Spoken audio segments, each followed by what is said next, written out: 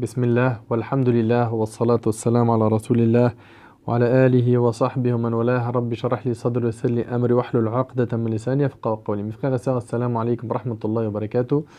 Donc on continue toujours notre série Change ta vie et je demande à Allah subhanahu wa ta'ala de bénir cette série, de la rendre utile pour un maximum de personnes et je demande à Allah subhanahu wa ta'ala de m'y accorder la sincérité et al-qaboul, yani l'acceptation. Je demande à Allah subhanahu wa ta'ala qu'il me l'accepte. Mes frères ainsi que vous mes sœurs, on s'était vu lors de la première vidéo pour parler du démarrage de chacun d'entre nous et qu'il fallait impérativement une mise à jour pour notre iman. J'espère que chacun d'entre nous a essayé de prendre en compte le contenu de cette vidéo et d'avoir essayé de mettre en pratique ce qu'on a pu entendre, car sinon c'est une science qui n'est pas utile. Et une science qui n'est pas utile ne nous servira pas à grand chose yawm al-qiyamah. Donc mon frère ainsi que toi ma soeur, aujourd'hui j'ai pour objectif de te parler de la propulsion. Maintenant que tu as démarré, alhamdulillah, le process, qu'aujourd'hui tu commences à te dire il va falloir vraiment que je change, là c'est bon, tu as démarré ce processus, c'est très bien. Maintenant, on va essayer ensemble, petit à petit, d'avancer vers Allah subhanahu wa ta'ala, de cheminer vers lui. Et là, pour la propulsion, pour les premiers pas, il nous faut 5 choses. Je vous demande de les enregistrer, Inch'Allah. La première chose, c'est un programme. D'accord?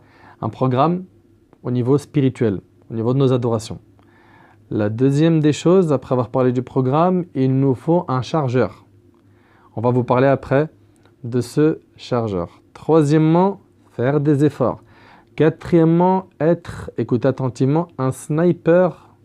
Être un sniper pour les bonnes occasions afin d'y faire le bien. Et cinquièmement, et c'est le dernier point, c'est de faire très attention à ne pas nous mélanger avec des mauvaises personnes et donc d'avoir un environnement autour de nous qui soit sain.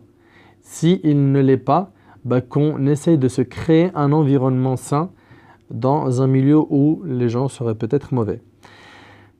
Commençons par le premier point qui est le programme. Mon frère ainsi que toi, ma soeur, tu as commencé à cheminer, ça fait un bon bout de temps que tu es dans le dîn, mais jusqu'à maintenant, tu n'as pas de programme religieux. Il faut que tu te poses des questions.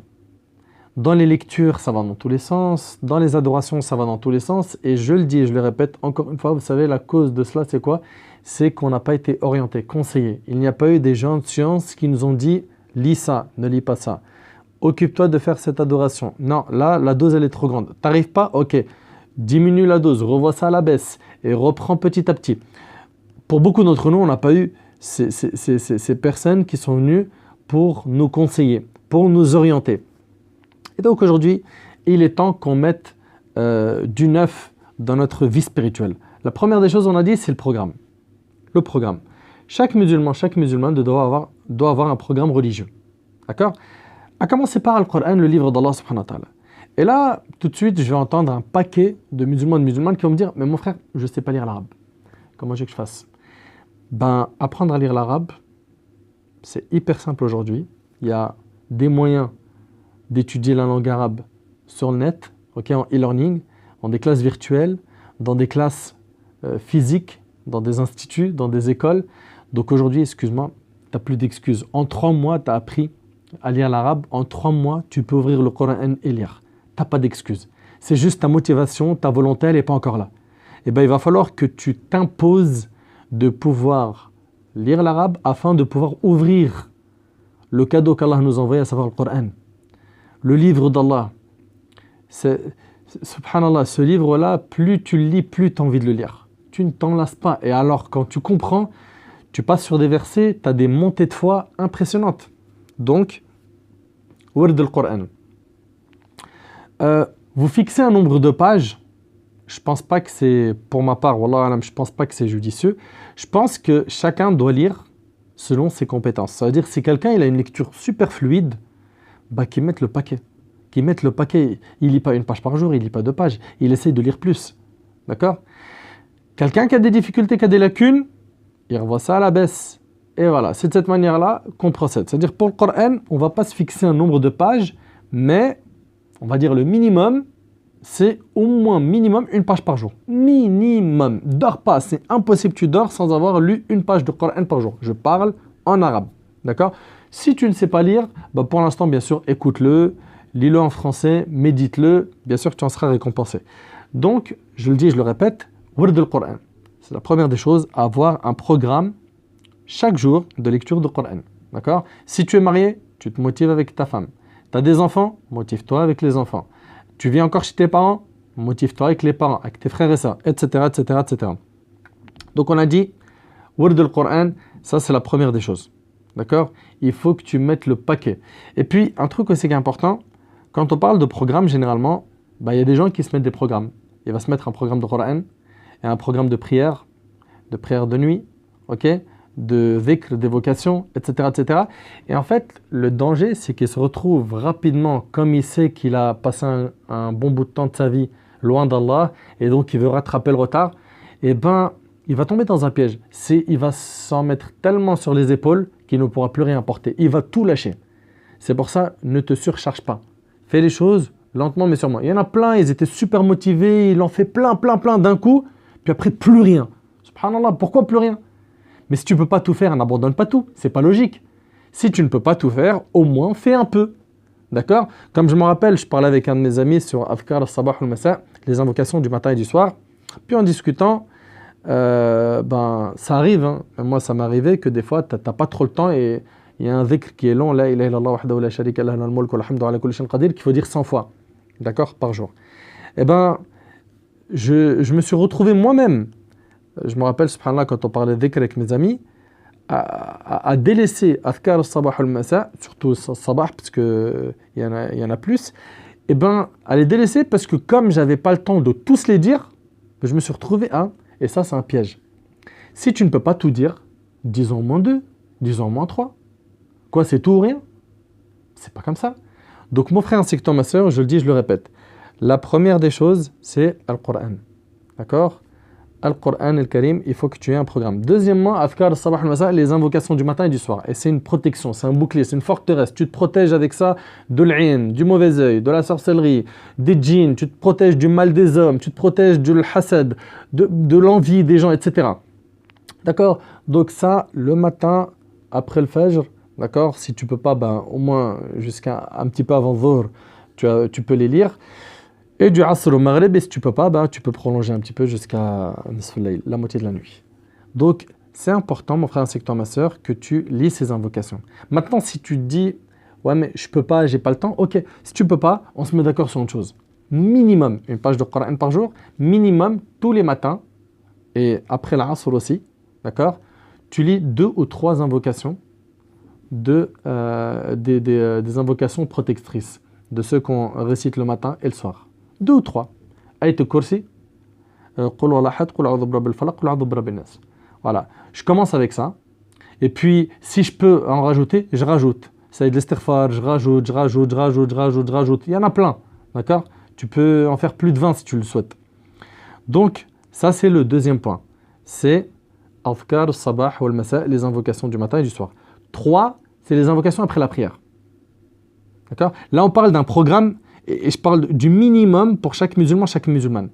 Pareil pour après la prière, au moins, j'ai bien dit au moins 2 invocations. Donc bien sûr, astaghfirullah, astaghfirullah, astaghfirullah. Après, Allahumma anta salam wa minka salam, tabarakta ya dhal jalali wal ikram. Ça, normalement, je pense que tout le monde le dit. Hein. Et puis, une fois que tu as dit ça, Allahumma la mani' lima a'tayt, etc. Si tu peux l'apprendre, tant mieux. Ayat al-Kursi après chaque prière. Ok, impose-toi cela. Et les 3 sourates, Qul huwa ahad, Qul a'udhu birabbil falaq, Qul a'udhu birabbin nas. Voilà. Là, encore une fois, on est en train de parler du minimum. Donc, on a dit 1, le Coran, 2, les invocations du matin et du soir, 3, on a parlé des invocations à dire après la prière. Quatrièmement, et encore, on est en train de parler du minimum. C'est de prier les 2 rak'at de duha qui, en fait, nous permettent d'avoir la récompense de quelqu'un qui a remercié Allah subhanahu wa ta'ala pour toutes ses articulations et tous ses membres. Donc, 2 rak'at que tu fais après le lever du soleil. Donc, vous savez, le temps où on prie après Shuruq, on attend quelques minutes, parce qu'il y a une karaha, un moment déconseillé. Puis après, on a waqt al-Duha jusqu'à le temps de Dhuhr, tout ça pour prier 2 rak'at, qui ont de grandes récompenses, et j'en ferai une vidéo, Inch'Allah. D'accord? Donc on a dit, je reprends, 1, le Coran, 2, les invocations du matin et du soir, tu ne peux pas les dire en entier, c'est pas grave. Disons 2 ou 3, ok? Comme ça, en fait, tu mets tes pieds sur un terrain d'ibadat, d'adoration, et tu restes fixe sur ce terrain. C'est-à-dire quoi? C'est-à-dire que pendant 3-4 mois, reste comme ça et ne viens pas tout de suite rajouter. Tu peux rapidement te retrouver piégé et tout lâcher et tout abandonner. Donc, concentre-toi sur ça pendant un bon bout de temps. Dès que tu sens que c'est bon, ça y est, c'est devenu des automatismes, que tu n'arrives plus à t'en passer, que c'est même devenu un besoin pour toi, c'est parfait, rajoute. Mais rajoute des petites doses. D'accord? Parce que malheureusement, on a beaucoup de gens, ils sont comme ça, speed dans le début, puis après, ils se cassent la figure, ils tombent, ils s'arrêtent. Ils restent par terre, ils ne se relèvent plus. Pourquoi? Tu tombes, relève-toi. Ouais, mais j'arrive jamais, j'arriverai jamais. Non. Ça, c'est toi qui t'es mis des obstacles et qui, tu t'es mis des blocages. Tu arriveras, Inch'Allah. Comme certains ont réussi, il n'y a pas de raison pour que tu ne réussisses pas.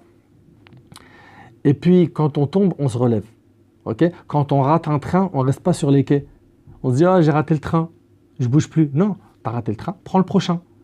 Tu n'as pas réussi à faire une adoration cette fois-ci, prends le prochain train et rattrape-toi. D'accord?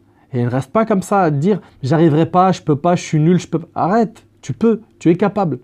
Tu es capable, c'est toi qui t'es injecté des je ne peux pas de je ne sais où. D'accord? Donc on a dit, 1, c'est le programme du Coran. 2, Safkar al-Sabah al-Masa. 3, c'est les invocations qu'on dit après la prière. 4, la prière de Duha. 5, la prière de l'outre. Dors jamais sans avoir fait la prière de l'outre.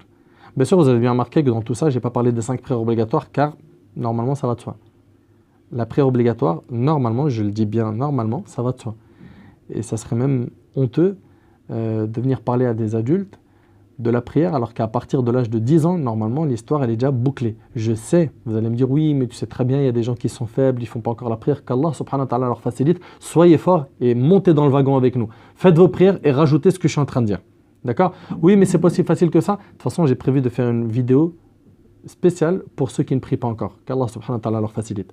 Donc, on a dit la prière du witr. D'accord? 2 rak'at plus 1. Ça dépend après des écoles juridiques. Hein. Chez l'imam Abu Hanifa, c'est 3. Enchaîné avec un tashahhud. Donc, peu importe, toi, ce qu'il faut, c'est que tu t'habitues à ne pas dormir, toi qui as prié l'Aïcha, sans avoir prié al-witr. D'accord? Et 6e point, ça c'est pour le programme, fais en sorte qu'un maximum de tes prières soient à la mosquée. Que tu pries un maximum de tes prières en groupe. Mon frère, on est en France, c'est difficile, on n'entend même pas l'adhan, puis des fois tu vas à la mosquée, ils ont déjà fini. Essaye. Fattaqullah mastata'tum. Crains Allah autant que tu peux. Fais ce que tu peux. Si tu peux faire au moins le fajr à la mosquée, Maghrib, Isha, tant mieux. Si tu peux faire que le fajr et l'Isha, c'est bien. Essaye, fais le maximum pour que un bon nombre de tes prières soient faites à la mosquée. Donc ça, c'était concernant le programme, 6 points. J'espère que vous les avez retenus. Deuxièmement, le chargeur.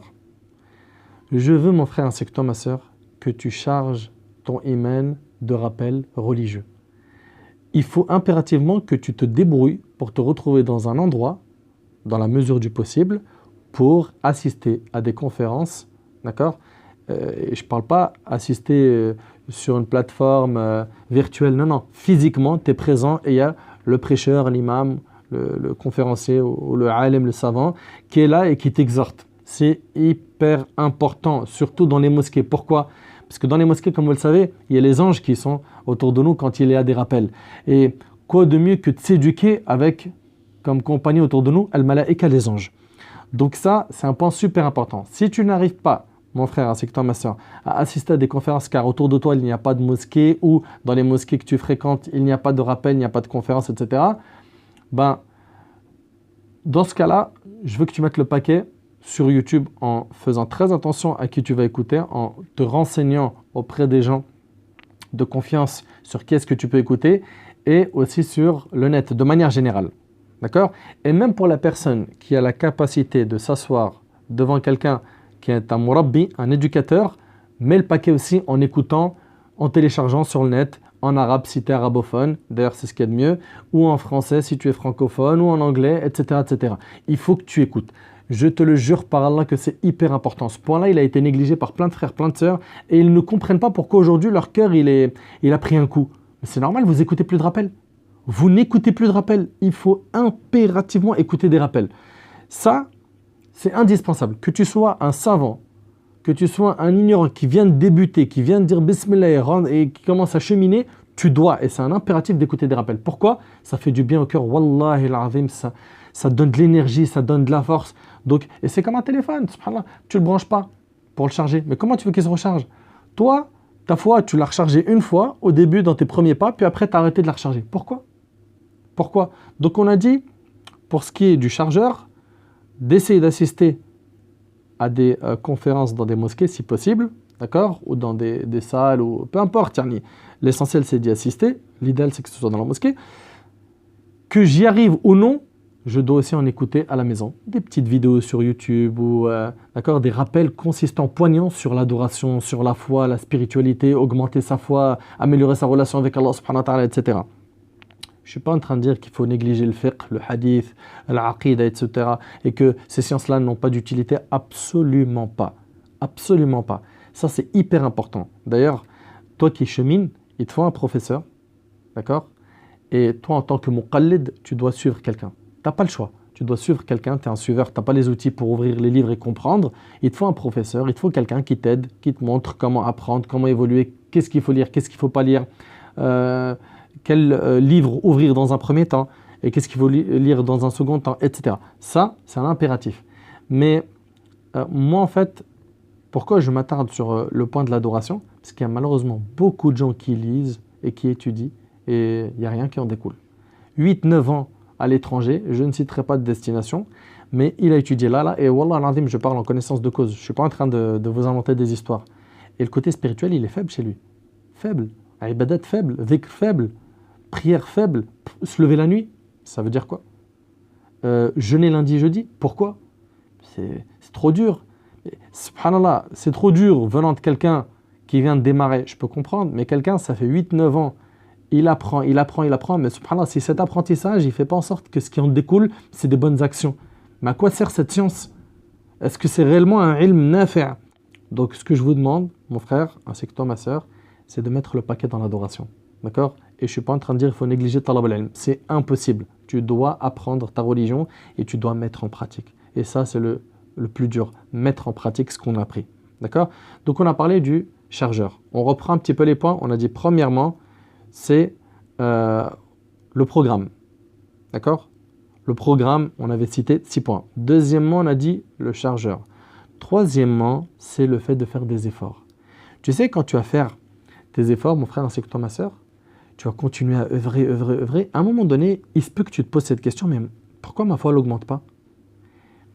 Il va falloir que tu continues à fournir ces efforts, même si tu ne ressens rien tout de suite au niveau de ta foi et que ça n'augmente pas, car ça, Allah subhanahu wa ta'ala, le razzaq, celui qui accorde la subsistance, il te l'accordera au moment où il le faut. Toi, juste ce qui t'est demandé, c'est al-mujahada, l'effort. Continue à faire des efforts, d'accord? Et puis tu vas voir, peut-être 6 mois après, 1 an, pouf, une étincelle va pénétrer ton cœur et tu vas te retrouver, mashallah, à t'élever en degré au niveau de ta spiritualité. Donc pour ça, ne te dis pas si ma foi n'a pas augmenté avec tout ce qu'il nous a donné comme programme, c'est que c'est un programme qui voit l'échec. Non. Dis-toi qu'il faut que je demande à Allah, que je persévère, que je fasse des efforts, que je lâche pas, je continue, j'œuvre. Et puis Allah subhanahu wa ta'ala, le généreux, il va me donner. Allah subhanahu wa ta'ala, il va te donner les clés de la compréhension, il va te faire goûter à la saveur de la foi. Et ça va venir. Et tu vas te retrouver rapidement à être protégé de plein de fitan, de plein de troubles, de tentations. Tu vas te retrouver à être fort devant des péchés auxquels avant tu ne pouvais pas. Tu ne pouvais pas te t'en passer, tu ne pouvais pas les contrer, tu ne pouvais pas ne pas les faire. Là, aujourd'hui, tu es fort. Pourquoi? Tu as fait des efforts. Tu as fait des efforts. Donc, toi qui a démarré et qui veut te propulser vers l'avant, sache qu'après ce programme et après le chargeur, il te faut impérativement continuer à faire tes efforts, même si tu n'en ressens pas le fruit tout de suite. Ça viendra. Ça va venir. Quand? Allahu a'lam. Ça, je ne sais pas. Mais ça va venir. Ça va venir, tu vas commencer à goûter à des choses, spirituellement parlant, que tu n'as jamais goûté auparavant. Nous qui parlons de chargeur, Parmi les points qui sont hyper importants, nous qui parlons de chargeur, c'est d'apprendre le Coran. Apprendre le Coran, c'est un moyen aussi efficace de recharger sa foi. L'apprendre. Être dans la bulle de l'apprentissage du Coran. Wallahi, ça fait un bien phénoménal. Et surtout quand tu apprends et tu comprends. Alors là, c'est un moyen de réformer ta vie. Bien sûr, n'oublie pas, toi qui veux des recharges, le dua. Le dua, pendant que tu invoques Allah et que tu fais preuve d'humilité et que tu supplies Allah subhanahu wa ta'ala, tu es en train de recharger ta foi. D'accord? Donc le chargeur, c'est pas simplement écouter à la mosquée, écouter sur le net, c'est apprendre le Coran et faire des invocations. Vous suivez jusque-là? Ensuite, on a dit, et ça sera le quatrième point. Quatrième point, c'est être un sniper pour les bons plans. Vous connaissez le sniper, hein? De loin, il repère et il tire. Toi, tu vas tirer des balles de ton sniper vers les bons plans. Les bons plans, ça veut dire quoi? Je sais que demain, il y a un séminaire sur les 6 piliers de la foi. Hop, j'y vais. Je suis un sniper, je loupe rien. D'accord? Je sais qu'il y a un lavage mortuaire et le frère propose de nous former sur place. J'y vais. D'accord? Il y a une salat janaza, une prière sur un mort. J'y vais. Il y a un malade à visiter. J'y vais. On m'a parlé d'une association qui fait une maraude, qui fait de l'humanitaire, qui a besoin de bras, des frères qui ont besoin de déménagement. Un sniper, c'est ça. Où est-ce qu'il y a des bons plans? Il est bon pour les détecter, les attraper. D'accord? Ça, c'est le quatrième point. Toi qui es en train de cheminer vers Allah subhanahu wa ta'ala, toi qui t'es propulsé, il faut impérativement que dans cette étape, tu sois utile. Tu sois utile. Là où tu es capable de faire le bien, d'être utile, d'aider, de t'aider toi-même en faisant des bonnes actions, fonce. Fonce, fonce directement. D'accord? Ça, c'était le quatrième point. Le cinquième point, c'est un point très important, c'est le fait de tout faire pour que tu sois bien entouré, dans un environnement qui soit sain. Pour cela, bien sûr, tu vas faire très attention à ta fréquentation. D'accord? Je te conseille aussi de fréquenter des éducateurs, des savants, des chouyours, des gens de science. Pourquoi? Te rapprocher d'eux, rester avec eux, ça va t'éduquer, ça va déteindre sur toi. Ça, c'est hyper important. Toi qui recherches un environnement sain, il faut impérativement que tu aies autour de toi des éducateurs, des étudiants en sciences religieuses qui sont pieux, qui cheminent vers Allah subhanahu wa ta'ala, qui t'aident à être quelqu'un de meilleur. D'accord? Subhanallah, quand on regarde dans le milieu des footballeurs, un footballeur professionnel, généralement ses potes, ils sont dans le foot. Et ils aiment le foot. Et ils parlent de foot. Un chanteur, ses potes, généralement, si ce n'est pas le cas en tout cas, et que ses amis, ce n'est pas des chanteurs, bah, au moins, il aimera rester avec des gens qui parlent de chansons, qui aiment la chanson, etc. Et bizarrement, le frère et la sœur qui cheminent vers Allah subhanahu wa ta'ala, et donc, eux, ce qu'ils veulent, c'est l'agrément d'Allah, bah, on les voit, pour beaucoup d'entre eux, ils sont mal entourés. Ils sont entourés de personnes qui les emmènent dans un chemin ténébreux, un chemin plein de péchés, un chemin amer, dans lequel ils vont perdre beaucoup de hasanat. Donc, c'est important. Fais attention à qui tu fréquentes, mon frère, ainsi que toi, ma soeur. Il y a plein de gens, quand ils cheminent, des fois, ils ont des baisses de foi, ils ne comprennent pas. Ben, c'est hyper simple. Si tu ne comprends pas, c'est parce que autour de toi, il y a des mauvaises personnes, des gens qui t'appellent à faire n'importe quoi, du mal, etc. Il faut que tu nettoies cet entourage. Il faut, pour que tu puisses bien cheminer, qu'autour de toi, ce soit du solide. Et le prophète, il a dit « Al-mar'u ala dini khalilihi » l'homme prend la religion de son ami intime. Que chacun d'entre vous prenne garde à sa fréquentation. Fais attention à qui tu fréquentes. Pourquoi? Le compagnon accompagne. Soit il va t'accompagner dans le bien, soit il va t'accompagner dans le mal. Donc, si tu fréquentes des gens bien, rapidement, tu vas évoluer dans le bien, positivement. Et si tu fréquentes des mauvaises personnes, tu as beau vouloir faire beaucoup d'efforts, tu seras freiné. Il y a un frein qui est tiré. Toi, tu essayes d'avancer, mais tu n'arrives pas. Pourquoi? Parce que derrière, ils ne veulent pas. Ils ne veulent pas que toi, tu ailles dans cette direction. Donc, eux, ils sont là à te ralentir ou à te freiner complètement dans ton élan. Donc, ça, c'est le dernier point. Fais attention à ta fréquentation, mon frère, ainsi que toi, ma soeur.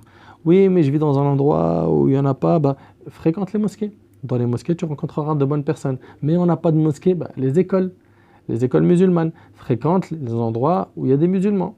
D'accord? Afin d'avoir des bonnes fréquentations. Des personnes qui vont t'appeler à prier à l'heure, à être pudique, à être quelqu'un de généreux, à être quelqu'un de pieux, de bienfaisant, etc. Si cet environnement-là se crée autour de toi, tu vas te sentir fort. et tu vas avoir beaucoup de facilité à pratiquer ta religion.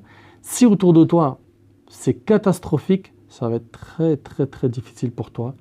Tu vas ramer longtemps, il se peut que tu coules et il se peut que tu t'en lasses et que tu dises finalement ce chemin-là, il n'est pas pour moi. Donc mon frère ainsi que toi ma soeur, si on résume un petit peu tous ces points, on a dit, toi qui cherches maintenant la propulsion vers l'avant, il te faut premièrement, le programme religieux. Deuxièmement, on a dit le chargeur.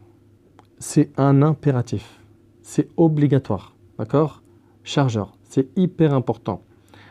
Troisièmement, on a dit, toi qui cherches à te propulser vers l'avant, il faut que tu fasses des efforts. Il faut que tu sois un sniper pour les bons plans. Et dernièrement, et c'était le dernier point, on a dit, il faut impérativement qu'autour de toi, il y ait un environnement sain, des gens pieux autour de toi. S'il n'existe pas encore cet environnement, à toi de tout faire pour qu'il puisse exister. D'accord? Fais les causes, cherche, demande à Allah subhanahu wa ta'ala, Allah va t'aider. Allah t'entend, Allah te voit, Allah connaît tes besoins et il n'est pas injuste. Je demande à Allah subhanahu wa ta'ala de me faciliter ainsi qu'à vous de cheminer de la meilleure des manières vers lui subhanahu wa ta'ala et de pouvoir goûter à la saveur de la foi et à l'amour d'Allah subhanahu wa ta'ala, mais vraiment que cet amour se ressente dans notre cœur et puis qu'il grandisse jour après jour. Et je demande à Allah tabaraka wa ta'ala de m'accorder ainsi qu'à vous une bonne fin. La série n'est pas encore terminée. Lors de la prochaine vidéo, Inch'Allah, je vous parlerai d'autres points pour mieux cheminer vers Allah subhanahu wa ta'ala. أسأل الله سبحانه وتعالى أن ينفعني بما قلت وينفعكم بما سمعتم. هذا ما أعلم والله عز وجل أعلى وأعلم. سبحانك اللهم وبحمدك أشهد أن لا إله إلا أنت أستغفرك وأتوب إليك. جزاكم الله خير والسلام عليكم ورحمة الله وبركاته.